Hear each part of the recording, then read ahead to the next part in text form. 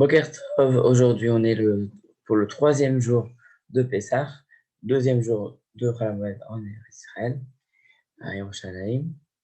Alors, d'abord on va faire la Gemara de Shkalim Daftet, page 9. Mais avant ça, on va poser une petite question, on va essayer de répondre à la fin du shiur, à la fin du cours de Gemara, donc restez jusqu'à la fin. La question, c'est quel est le rapport entre le fait de distribuer du sel le soir le premier jour du Homer, donc le soir le deuxième soir de Pessah, et donc quel rapport entre le sel et le Homer. On va essayer de donner plusieurs explications à ce minag, concernant ce minag. Alors, Daftet, on reprend Daftet. Amar Hanan, non, pardon, c'est là. Donc on a dit, on est à la quatrième ligne. On dit Kama Ahaou Shiur Shel Kos. C'est quoi la mesure d'un kos de vin? Puisqu'on a dit qu'on n'avait pas le droit de transporter une certaine quantité de vin, et sinon on transgresserait notre problème de Otsara. Il dit Rabbi Yossi, Beshem Rabbi Yossi Ben Padi, Rabbi Yossi Ben Bibi, Beshem Rabbi Shmuel, Etzbaim al Etzbaim, c'est deux doigts sur deux doigts, Alrum Etzbaim Mechetza, sur une hauteur de un doigt et demi, Ve Shnish Etzba et un tiers. Et ça fait en fait la mesure d'un révit. Yavesh Kazaït, si on a un zaït, si on a une olive sèche, et ça c'est d'après Rabbi Nathan. Rabbanan de Kessaré, et Rabbanan Kessaré, Rabbi aussi par Bibi, donc selon Rabbi Yossi par Bibi et au nom de Rabbi Ishmael, de Rabbi Nathan, Amar, Berevit. Et Rabbi Nathan dit c'est la mesure d'un révit. Car Amar Rabbi Nathan, Berevit, que quand ça va coaguler, le sang va avoir un volume d'une olive. Rabbi Simon, Beshem Rabbi Yeshua ben Levi. Donc on raconte l'histoire de Rabbi Simon au nom de Rabbi Yeshua ben Levi. Rabbi Shemeta, la mule de Rabbi est morte. Et Tiaro et Dama, et on a dit que malgré tout, on a purifié son sang du fait que c'était Nevela, c'est-à-dire qu'elle est morte sans Shrita. La définition de Nevela, c'est-à-dire qu'elle est morte sans l'abattage rituel. De toute façon, la mule n'est pas cachère, mais c'est un animal qui est interdit, qui n'est pas cachère en lui-même. Mais comme elle est morte en plus sans Shrita, donc elle est Nevela. Et du point de vue de Nevela, elle a aussi on fait une considération d'impur, de bête impure. Le Sha'al Rabbi Eliezer et Rabbi Simon. Et Rabbi Eliezer a posé la question à Rabbi Simon, Adkama, jusqu'à quand, c'est-à-dire la quantité de sang permise pour que ça soit impur, c'est-à-dire est-ce que c'est parce qu'il y avait moins d'un révite, ou alors c'est parce que c'était une bête qui était en elle-même Nevela, qui n'était pas cachère en elle-même. Véloge Garbé, il n'a pas répondu. Charles Rabbi Shua ben Levi, Vermarle ad Revit. Donc Rabbi Shua ben Levi lui a répondu, il a dit c'est parce que c'est jusqu'à Revit, jusqu'à une quantité de Revit de sang. Et c'est le chauffeur, etc. Mais Yoter mais Revit, même s'il y avait plus qu'une quantité de Revit de sang, donc Revit on a dit 8,6 centilitres de sang.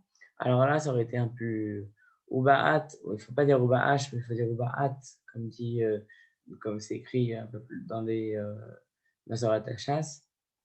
Ubaat, c'est-à-dire il a été très vexé du fait qu'il n'a pas répondu, parce qu'il avait posé la question à Rabbi Eliezer, mais l'autre hasard-là, il était très vexé qu'il n'a pas répondu à sa question, parce qu'il a demandé pourquoi c'est pur. Est-ce que c'est par rapport à la quantité de sang ou c'est par rapport à la nature de l'animal? Il n'a pas répondu. Il n'a pas osé, il n'a même pas nié, il n'a même pas voulu répondre à sa question. Alors, ensuite, oui, Amarle, Begin de la Dati, B, Baïtanebe. Alors là aussi, le Rabbi Zrika a posé la question, il n'a pas, il n'a pas répondu. Alors il a dit, pourquoi il n'a pas répondu? Parce que je n'avais pas l'esprit clair qui va être un quand je t'ai pas répondu. Pourquoi Damar Rabbi Hanan, Elohim Lechem Neged? Parce qu'on a un verset dans Dvarim, Kafret, dans Dvarim 28. C'est un verset que nous retrouvons par rapport aux malédictions de la parashat Kitavo. On dit et ta vie sera suspendue devant toi. C'est quoi? Micheloke Achitim Leshana, c'est celui qui n'a que du blé que pour un an et donc il est stressé par rapport à l'année d'après. Ou alors, ou Parata Laïla, et donc la situation que Parata Laïla, Yomam, et tu auras peur le jour et la nuit, c'est celui, Dalokar Mina Sandaki, celui qui fait du commerce avec des petites choses, des petites aiguilles, comme disent comme le Korban Aïda, le commentaire juste à côté de la Gemara, des petites choses, c'est-à-dire que il n'achète pas des grandes quantités, donc il n'a pas une très grande marge ni un très grand bénéfice, donc il est obligé de travailler énormément de produits.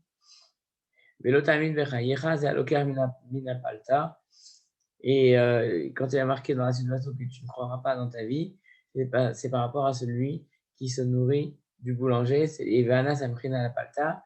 Et donc lui, même il se nourrissait du boulanger. Ils ont entendu qu'il était stressé. Et c'est pour ça, hein, stressé par le problème peut-être matériel. Et donc, c'est pour ça qu'il n'a pas répondu, mais ce n'est pas une question du tout de kavod ou autre chose, c'est qu'il ne les est pas bien. C'est pour ça qu'il n'a pas répondu. Uma Okadoun. Alors, et comment faire dans ce cas? Donc, par rapport au sang d'une Nevela, comment considérer le sang d'une Nevela, d'une bête qui est morte sans l'abattage rituel? Alors, et Rabbi Yoshua ben Torah, Aldam Nevela, Shotao. Donc Rabbi Yoshua ben Torah dit que le sang d'une Nevela, quelle que soit la quantité, c'est un reste un sang pur. Pourquoi? Mao Taor, Taor Milarchir, mais quand on dit pur, c'est pur d'être en contact, enfin pur par rapport à un liquide qui va le rendre, donner une force impureté. Aval, l'étamot, métamé, mais par contre, pour rendre impur autre chose, oui, là il rendra impur. Donc, il y a une différence entre l'archir touma et l'étamé. L'archir touma, si ce sang a été en contact avec un autre liquide, par exemple, là, il aurait été en position de transmettre la pureté. Mais dans ce cas-là, mais lui-même, il n'aurait pas été. Mais de toute façon, il transmet la pureté. Mais tamé touma, c'est sûr qu'il transmet la pureté. Taman, on enseigne aussi, Talinan, Damash, Sheretz, Kebesaro. Donc, le sang d'un reptile mort, il est comme la chair du reptile. Ou Metame, Venomarchir. Donc, il rend pur, mais lui-même, il n'a pas, comment dire, Marchir, il n'a pas la potentialité d'être transmissible par l'intermédiaire d'un liquide à la Touma. Donc, il rend pur, mais il n'a pas la possibilité d'être marchir Touma, donc dans le sens d'être perméable à la Touma. Amarabiosé, Paligbe, Tren Amorein. Tren Amorein, Chad Amar Tamé, donc il y a une discussion sur le sujet du sang d'une bête qui a été tuée sans Shrita, qui est donc Nevela. L'un dit que son sang est pur, l'autre dit qu'il est impur. Mandam Tamek Rabbi Yoda, celui qui dit que son sang est impur, il va comme Rabbi Yoda. Mandam Rabbi Yeshua ben Betora, celui qui pense que le sang est pur, il pense comme Rabbi Yeshua ben Betora. Amar le Rav Abdouma, Deman Nachuta Veyout, et Rav Abdouma qui vient de Nachuta, il dit ben, c'est juste, Rabbi Yoda, parce que Rabbi Yoda est juste, pourquoi? Parce que Rabbi Yoda, Moriana de Vénétia, parce que c'était lui qui donnait les shurim dans la maison du Nassi. Donc, le fait de transmettre, de faire des cours, de transmettre, de donner des cours de Torah, ça le renforçait dans son étude. Et puisque ça le renforçait dans son étude, donc ça veut dire que certainement que c'était lui qui avait raison. Alors ensuite, dans la Mishnah, on avait dit Shema Yahani V'Yomru, donc il fallait toujours montrer qu'on était blanc comme neige, en tout cas le maximum, pour celui qui prélève la trouma, de la trouma talishka, de la trouma des coffres. Taner Rabbi Ishmael, Kavatz, Loitrom, Nachasha. Kavatz, Alors, Rabbi Shmuel dit, le Kavatz, on a deux explications du Rambam et du Ravad. Le Ravad dit que celui qui a une grosse chevelure, il ne pourra pas prélever. Et on va expliquer pourquoi. Le Rambam, il dit celui qui a tendance à mécabet, c'est-à-dire à donner, à distribuer l'argent, donc il va être stressé. Donc, dans les deux cas, ils vont être suspectés de prendre l'argent pour eux, donc ils ne doivent pas prélever la terouma. Tane à Gizbarin, pardon, Ayom Sefsefin Bakil Kalim. Donc, les Gizbarin, ceux qui s'occupent de la chose, de la synagogue, ils les fouillaient dans leurs habits en laine, pour voir s'ils n'avaient pas mis des pièces dans leurs habits. Et pourquoi? C'est pas dans le sens que c'est pas par rapport au fait de suspecter, mais c'est parce que les gens ne veulent plus les suspecter, c'est pour montrer aux gens qu'ils étaient blancs comme neige, puisqu'on avait vu, on a dit ce verset, qu'il fallait toujours être propre, même par rapport à autrui, plus donc même par rapport à autrui, qu'il fallait se montrer sans aucun soupçon. Tania Medabrin Imo Ayo Imo Misha'ash Nichnas, et on parle avec lui jusqu'à ce qu'il rentre à Tsha'ash ou Yotse, jusqu'à ce qu'il sorte, de sorte de le perturber, qu'il ne prenne pas de pièces avec lui. On ne le laissait pas tout seul en tout cas. Et il m'allait poumer, et ah non. Alors on pose la question, il m'allait poumer, maillé. Pourquoi on ne lui donnait pas à boire de l'eau? Et comme ça, au moins, vous ne pouvez pas le mettre dans la bouche, des biaises dans la bouche. Répond la madame Ibn Bracha, parce qu'il y avait une bracha à faire, parce que la bracha de celui qui prélevait cet argent, il y avait une bracha qu'il devait faire. Et donc, s'il avait de l'eau, il n'aurait pas pu faire la bracha avec de l'eau dans la bouche. Rabbi Ishmael, Bar Nachman, Veshem Rabbi Yonatan, la Torah, on trouve un même verset, en fait, la même idée d'un verset, aussi bien dans la Torah, dans les prophètes, que dans les géographes. Matzanu sh'adam tzarich latzet yedei aberiot, kederer shehu tzarich latzet yedei makor. Qu'un homme doit bien se comporter envers les gens, de la même manière qu'il doit bien se comporter envers Dieu, c'est-à-dire qu'il doit toujours se montrer impeccable au-delà de tout soupçon envers Dieu, mais aussi envers les hommes, mais plus encore envers les hommes que par rapport à Dieu. Et comme on a expliqué, parce que Dieu, Hachem Akadosh Baruch Hu, il juge toujours favorablement, il sait les mitzvot, même cachés que l'on fait. Les hommes, c'est pas pareil. Nous, on voit ce qu'on voit, on ne juge que par rapport à ce que l'on voit. Donc Akadosh Baruch Hu est plus miséricordieux par rapport à cela. Alors, donc, le verset de la Torah dit Veitem Nikim Hachem Israël, que vous soyez intègres et propres par rapport à Hachem, par rapport à Israël. Dans les Nevi'im, on dit, d'où c'est écrit, par il y a marqué El Elohim Ve Israël ou Yada, de Dieu et d'Israël il sera. Et dans les Ktuvim de la géographe, on dit il a trouvé grâce Mousachen Vesechel Tov, Bene Elohim Ve Adam, il a trouvé grâce et intelligence aux yeux de Dieu et des hommes.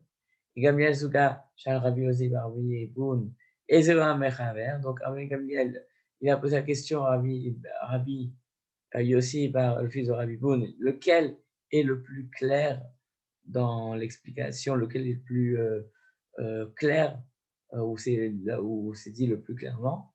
Il dit, c'est vraiment dit de manière claire, déjà parce que le verset est très court, et donc c'est facile à retenir, et de plus parce que c'est un verset de la Torah, et c'est un verset que l'on connaît bien. Halakha Gimel, en fait, dans l'Yerushalmi, toujours, c'est pas en forme de chapitre, mais c'est en forme de halakha. On n'a pas des prakim, on a des halakhot, des lois. Halakha Gimel, Matnitin, la Mishnah dit là comme ça, dit ainsi, Shelvet Raman Gamliel, Aya Nernad, Vesheklo, Ben Esbota, Vezarko Lifna Torem, La Torem Mitkaven, Travo Vetor Hakupa. On allait chez Raman Gamliel, il le prenait entre ses mains, entre ses doigts, il le jetait devant celui qui prélevait, et celui qui prélevait, Mitkaven, il avait la pensée de le jeter dans un tas.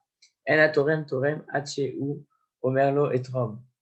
Celui qui doit prélever Donc, on parle de ceux qui prélèvent pour offrir les sacrifices et les besoins des corbanotes, des sacrifices.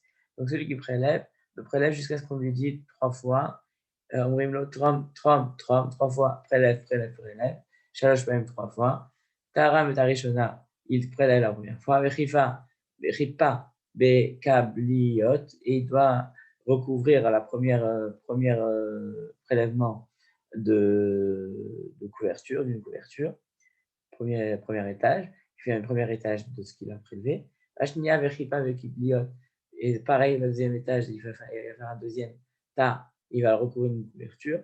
Ashishit Loya Vechapé, mais le troisième, il ne le recouvrait pas. Parce qu'il était déjà il était déjà recouvert déjà par deux autres couvertures, finalement. Il y avait deux autres tas sur lui. Mais la Maya Mechapé, pourquoi il recouvrait? Chez Maïshka Veitrovina Atarum, de peur qu'il va oublier et qu'il va prélever de ceux qu'il a prélevé, c'est-à-dire qu'il ne va pas savoir le premier qu'il a reçu. Donc, il va faire des signes de reconnaissance. Donc, le premier en haut, le deuxième au milieu et le troisième en bas. Comme ça, il va savoir lequel a été prélevé en premier, comme on avait dit dans le DAF précédent, que c'était important de donner la préséance à ce qui a été prélevé en premier, parce que pour donner le kavod, de l'honneur à celui qui a prélevé en premier, pour inviter les gens à donner avec plus de ferveur, en fait, plus d'enthousiasme. Donc ensuite, Taram Tarishona, les Shem Eretz Israël, Vajnia les Shem Krachim, Amokafim la, Vajish Shem Babel, ou Shem Adai, ou Shem Edinatam Eyam. Donc il y avait trois compartiments correspondaient à la première compartiment, ça correspondait au don de ceux qui habitaient dans la mer Israël qui étaient venus en premier. Donc le deuxième qui était dans des pays autour de Israël, qui est arrivé en deuxième. Et le troisième, c'est qui était plus loin, c'est qui venait de Babylone, de Madaï et des pays plus lointains. Voilà. Ça, c'est la Mishnah. Gemara. Shelbet Ravan Gamliel, on avait dit de Ravan Gamliel que Ravan Gamliel rentrait, il prenait les pièces d'entre ses doigts, il les jetait à celui qui prélevait. Il dit Iloya Hachene Karim, s'il y avait les deux tas, et qu'il y avait sur le premier, il a prélevé aussi en comptant sur le deuxième. Shema lo est-ce que ça va nous dispenser de prélever du deuxième? Non, Inar Tarouar, tu as répondu en disant Lahem, Shloye Korban, Mitkarev, Elam Shendrila. Non, parce qu'en fait, on dit ça nous dispense pas. Pourquoi? Afin qu'il n'y ait pas d'un korban qui se rapproche du leur en premier. C'est-à-dire qu'on ne va pas mélanger un tas avec un autre. Tana, on enseigne. Shamat et a katabliot nasu kulan sheraim. Si maintenant il a omis une couverture, donc ça s'est mélangé, nasu kulan sheraim, il va rester les deux autres en dessous. C'est pas grave. Tana shlishit, tane. Shlishidhi, Aïta Hashira, chez Bekulam. On dit que le troisième compartiment était plus riche que tous. Pourquoi? Shayuba, Itzriyot, Shelza'a, Vedarkonot, Shelza'a. Parce que comme ils venaient de loin, alors on leur permettait de prendre des pièces de très grande valeur, mais ils n'allaient pas s'encombrer, ils faisaient un grand voyage. Donc ils prenaient des pièces d'une plus grande valeur afin de moins s'encombrer. Donc c'était eux qui donnaient le plus. Tané en enseigne. Taram et Arishonot, les Shem Eretz Israël, ou Shem Kol Israël, Shnia, les Shem Krachim, ou Shem Kol Israël. Donc en fait, la première c'était Eretz Israël et tout Israël. Deuxième, c'était tous les pays autour d'Israël et Kol Israël. Troisième, tous les pays le plus loin et les Shem Kol Israël. Donc on rapporte avec un changement dans ce qui a été rapporté, excusez-moi.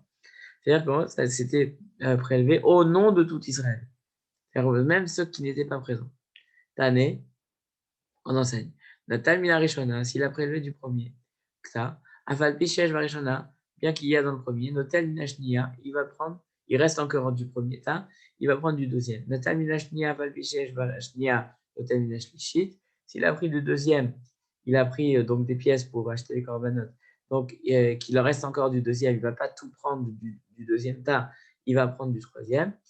Shalamash Lishit, s'il n'y a plus dans le troisième, il va revenir, Roser Lishne, il va revenir au deuxième tas. Shalamash Genia, Roser Rishona, s'il n'y a plus dans le deuxième, il va revenir au trou premier, c'est-à-dire en fait, il fait 1, ensuite 2, 3, et après 3, 2, 1. Ensuite, alors, que dit la Gemara? Rabbi Meir, non, après, Shalmouch Shloshtan, si maintenant il reste ni dans l'un, ni dans le 2, ni dans le 3, alors Roser Veshokel, il doit retourner dans la salle des trésors ou dans la Lishka où il y avait des pièces et reprendre des pièces, des shekels de là-bas. Rabbi Meir Omer, Rabbi Meir dit Roser Lisheraim doit revenir aux pièces qui sont en dessous des couvertures.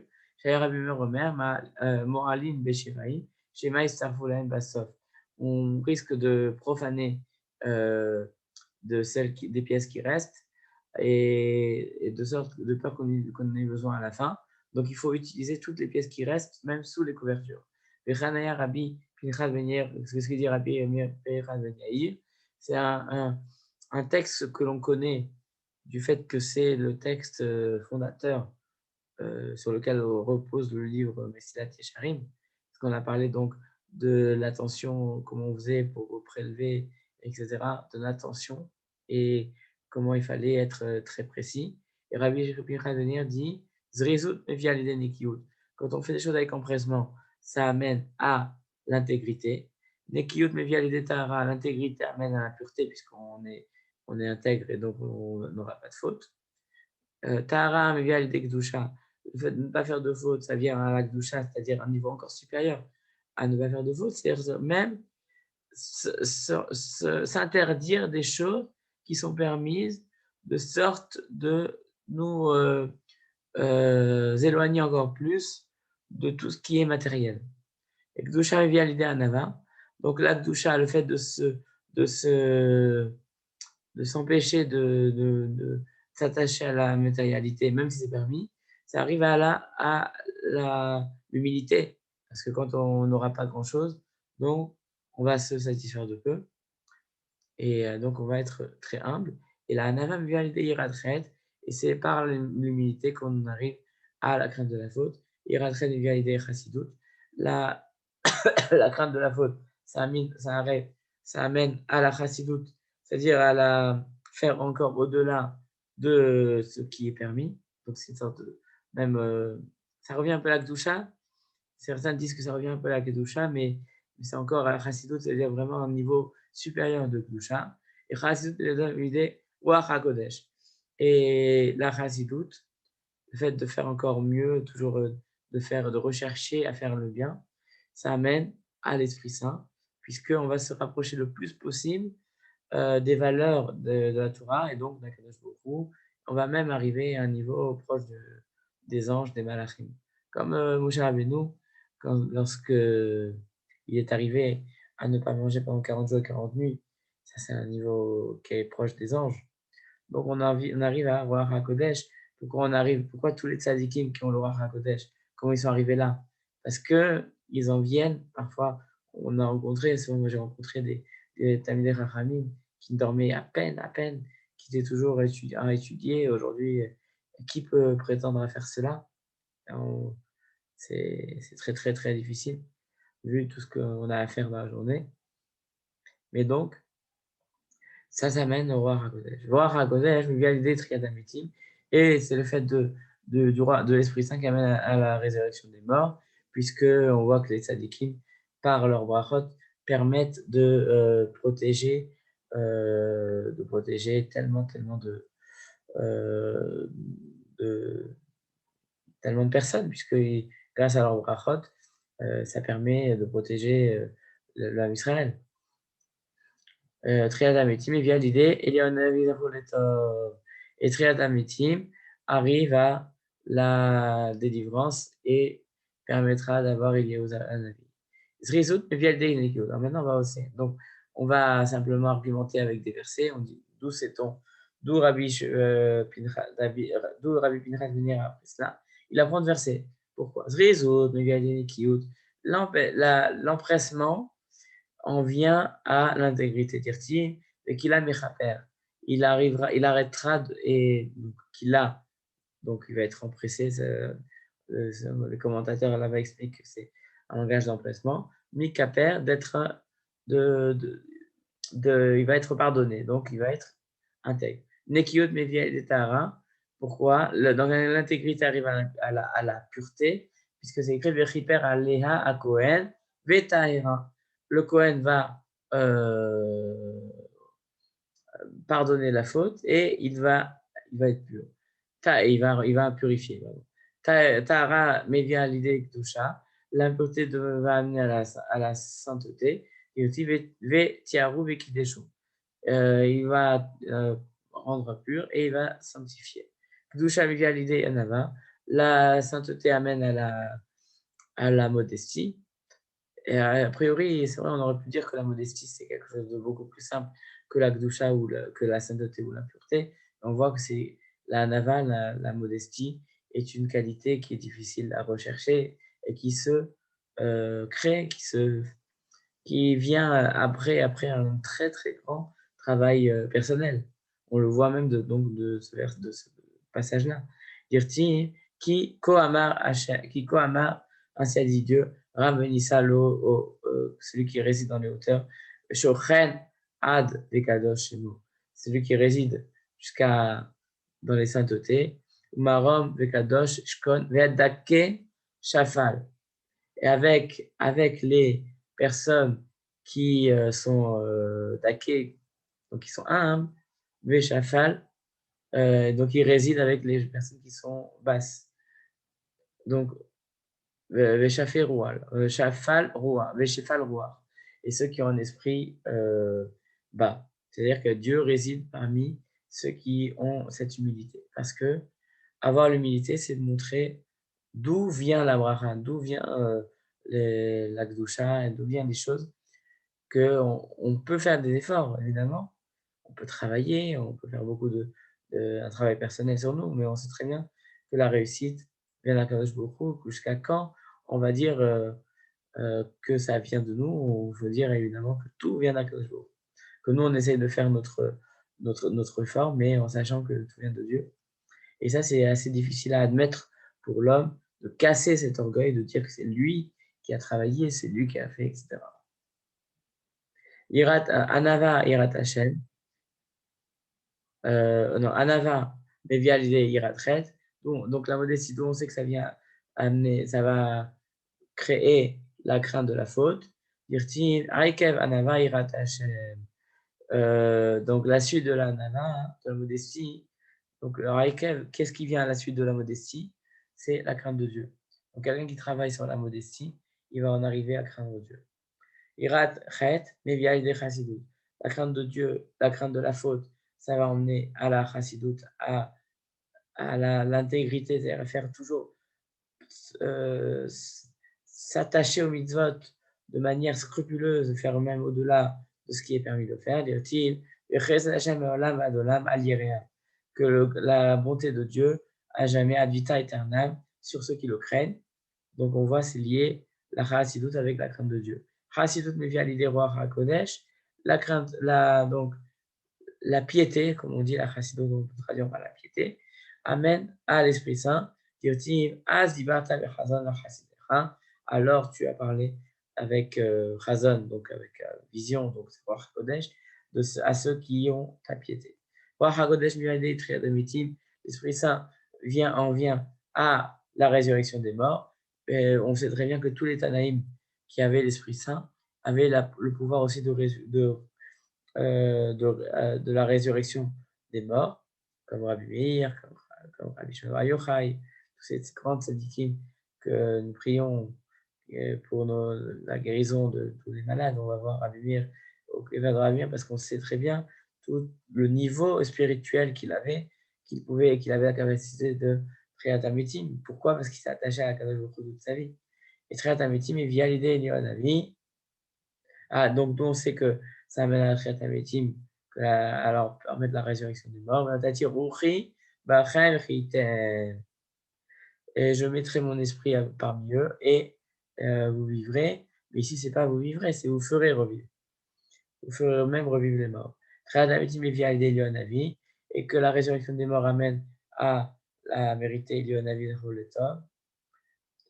Dirtiv Ine Anochi Sholach Lachem et Elianavi, voici que je vous amène Elianavi, le prophète Eli, Lifnebo Yom Hashem Agadol Adora, en ce jour grand et redoutable. D'ailleurs, on a dit ce passage-là de l'Haftara de Shabbat Agadol, veille de Pessah.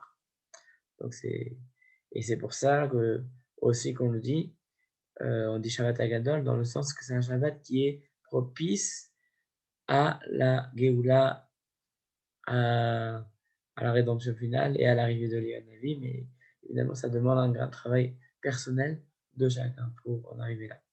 Tana Beshem Rabbi Meir, Kol Mi Shekavua Beretz Israël Medaber B'Lashon HaKodesh, V'Ochel Perotav V'Tahara, V'Kol Kashem Avokav Erev, Yemevuzah Sheben Olam Habaou.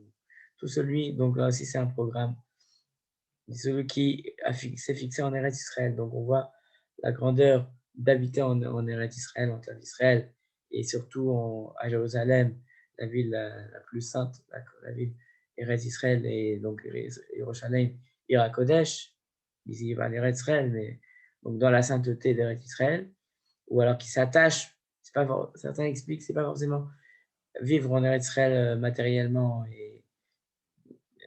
parce qu'on peut vivre aussi en Kouzaret, mais celui qui s'attache à la sainteté d'Eretz Israël, qui parle en hébreu, Ve'ochel perota ve'tahara, qui mange les fruits avec pureté, donc qui se lave les mains, qui fait des tiat yadayim comme il faut, qui lit le schéma le matin et le soir, donc qui est scrupuleux pour ne pas manquer une seule tfila et qui ne manque pas le schéma le matin et le soir, alors il est annoncé comme méritant le monde futur. Adrachalan, Perek, Shlosha, Prakim, on a fini le troisième chapitre. On commence à la Cha'alev du quatrième chapitre. Donc, juste on va faire la Mishnah. Atrouma Maye Osava, qu'est-ce qu'on va faire de la Trouma? Lokrinba, Timidin, Moussafin. On va acheter avec le Korban Tamid, le Korban Moussaf, les libations, le Homer, donc les gerbes qu'on offrait entre Pessah et Shavuot. On est en plein dedans, nous, puisqu'aujourd'hui on est le deuxième jour du Homer. Ushte Lechem et les deux pains de proposition, et les pains des propositions, donc les deux pains qui accompagnaient le Homer et les pains de proposition, et Kol Korbanot Tzibur, tous les sacrifices de public, et Shomre Sfichin, et ça va permettre de payer assez ceux qui gardent les herbes sauvages de la 7e année qu'on avait le droit de les profiter parce que c'était sauvage, on ne les a pas plantées, et les gens les prenaient parce que c'était des herbes qui étaient consommables. Donc, il y avait des gardiens qui étaient payés par la Lishka, par cette caisse. Notnin Sraran, Mitrumat Lishka, donc on va leur donner de l'argent de cette caisse. Rabbi Yossi Omer, Afarotse Mitnadel Shomer China. Ceux qui veulent faire être un bénévole, ils pouvaient ne pas être payés. Amroulo, Afata Omer, She'en Bain, et là, Michel Thibault. Et ça, toi aussi, il dit que ça ne vient que de la communauté, dans le sens que celui qui voulait ne pas être payé pouvait aussi ne pas être payé. Mais en tout cas, celui qui est évidemment... donc il avait... Voilà, ceux qui voulaient le faire, qui demandaient de l'argent pour le faire, on le payait. Et c'est vrai que s'il était payé, certainement qu'aussi, il allait le faire avec une meilleure conscience. Alors, on a terminé avec Gemara. Alors, pour en arriver à la question du sel et du homer. J'espère que vous avez eu le temps de réfléchir à cette question. En tout cas, voilà, Yamin Hag, qui est connu surtout chez les Marocains et qui est diffusé dans les communautés marocaines, mais chez les Faradim, beaucoup de Faradim le font maintenant, que de distribuer du sel le premier soir, où on a dit de la récitation du Sefer, du Homer. Et on lit aussi certains Mizmorim, le 122, le 121, 123, quelques autres Teilim, la parashat Homer, le passage du Homer. Après, on dit, on fait une fila, et après, on compte le Homer. Alors, d'où vient cela? Certains disent qu'il faut avoir le Homer dans la main. Alors, il y a plusieurs explications. On va essayer d'en donner plusieurs. Première explication, le Rishon LeZion, Agaon Agadol, Rabbi Shlomo Amar, explique, première réponse, il dit, puisque ces jours, durant ces jours entre Shavuot, entre Pessah et Shavuot, on a besoin de se garder. C'est un moment où on est, donc on fait pas de fête. C'est un moment où on essaye d'être très scrupuleux. On a une shmira, on a un comportement scrupuleux. C'est-à-dire qu'il faut faire attention à beaucoup de choses. D'ailleurs, c'est pour ça que durant cette période, on lit aussi la Masechet Sota, qui comporte 49 pages, parce que Masechet Sota aussi, c'est le fait de se préserver. On dit celui qui voit une femme Sota, une femme qui est suspectée d'adultère et donc qui est avilie, qui est humiliée parce qu'elle est suspectée d'adultère, alors lui-même il doit se poser des questions. Donc, on voit que c'est un moment où on doit faire attention en fait. C'est pour ça que l'okrim melach les shmira, parce que le sel, c'est ça qui conserve. Donc, c'est le symbole de la conservation et de la shmira. Donc, nous aussi, on doit faire attention. Ça, c'est la première raison. Deuxième raison, on peut dire aussi, d'après ce que dit le Ben Ishraï, il dit que certains mettent du sel au moment de l'abdicat du Hametz. Pourquoi? Il dit, c'est l'avis du Ben Ishraï, c'est un minhag du Ben Ishraï. Il dit car qui a melar siman les kayem du berit melar. Parce que le sel, c'est un symbole de l'alliance qui existe entre Akadosh Baruch Hu et son peuple. Et c'est aussi un tov chez Ken Niske, les Shana Ava, c'est bien de regarder pour l'année d'après. Et le sel. Alken yesh lomar ta'amze gam pour l'abdicat du Hametz, c'est-à-dire on garde, certains gardent pas du Hametz, évidemment, mais le sel, ils gardent du sel à ce moment-là de l'abdicat du Hametz, au moment de l'abdicat du Hametz, et ce sel va les garder durant toute l'année. C'est un minhag du Ben Ishraï, donc on dit que ce sel-là, c'est un symbole d'alliance. On va essayer aussi de donner une troisième raison. Il dit כתב בספר מלכי הארץ, שמנחת העומר תאונה מלח, כדרך כל המנחות, puisqu'on dit qu'on amène le sacrifice du Homer durant cette période, et que le sacrifice du Homer avait besoin du sel, comme toutes les libations. Et on se rappelle aussi qu'on faisait ainsi avec les gerbes d'orge qu'on offrait en tant que Homer. C'est pour ça qu'on lit le Homer en touchant le sel dans la main. Voilà, il y a encore d'autres explications, mais bon, on va s'arrêter là. Je vous souhaite une bonne journée et je vous souhaite encore Chol HaMoed, Chag Sameach, Moadim Besimcha. Et je vous souhaite de passer de bonnes fêtes de Pessah dans la joie et une bonne santé à tous vos proches. Hazak, surtout n'hésitez pas à poser des questions, des commentaires si vous avez des choses et à dire si vous avez aimé ce cours. À bientôt et à demain pour un autre shiur pour le daf Yud de Masechet Shkalim.